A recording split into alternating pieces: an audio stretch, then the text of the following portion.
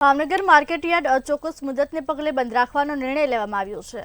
Bhavnagar market yard અચોક્કસ મુદતને પગલે બંધ રાખવાનો નિર્ણય લેવાયો છે। વજન કપાતમાં ગઈકાલે ખેડૂતો સાથે સંઘર્ષ બાદ આ નિર્ણય કરાયો છે। વેપારીઓ સાથે પ્રશ્ન ઉકેલ્યા બાદ જો કે આ નિર્ણય કરાયો છે। જણસી નહીં લાવવા ખેડૂતોને જાણ કરવામાં આવી છે। ત્યારે ભાવનગર માર્કેટયાર્ડ અચોક્કસ મુદતને પગલે બંધ રાખવામાં આવશે। વધુ વિગત સાથે સંવાદદાતા હિરેન ચૌહાણ જોડાયા છે। જી હિરેન, ભાવનગર માર્કેટયાર્ડ અચોક્કસ મુદતને પગલે બંધ રાખવાનો નિર્ણય લેવાયો છે, શું છે વધુ વિગત?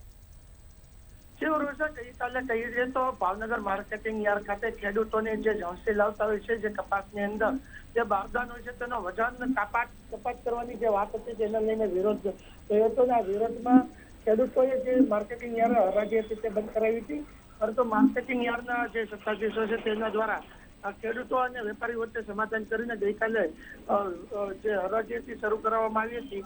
પરંતુ આજ રોજ માર્કેટિંગ યાર્ડે આ જે વિવાદ છે તેને લઈને જે હરાજી છે તેને બંધ રાખવા માટે અચોક્કસ મુદત સુધી ખેડૂતોને કોઈ જણસી નહીં લાવી તેનું સૂચન કર્યું છે। ત્યારે ખેડૂતો પણ રોષ વ્યક્ત કર્યો છે કે એક તરફ સરકાર દ્વારા ડુંગળીની નિકાસ બંધ કરી દેવામાં આવી છે, ખેડૂતોને એક તરફ માવઠાનો માર પડ્યો છે, ખેડૂત જે છે તે દિવસે ને દિવસે પાયમાલ થઈ રહ્યો છે।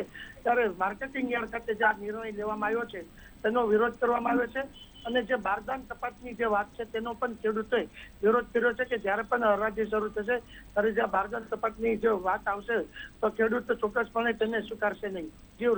જી હિરેન, સમગ્ર માહિતી આપવા બદલ આપનો આભાર। ભાવનગર માર્કેટયાર્ડ અચોક્કસ મુદતને પગલે બંધ રાખવાનો નિર્ણય આવ્યો છે।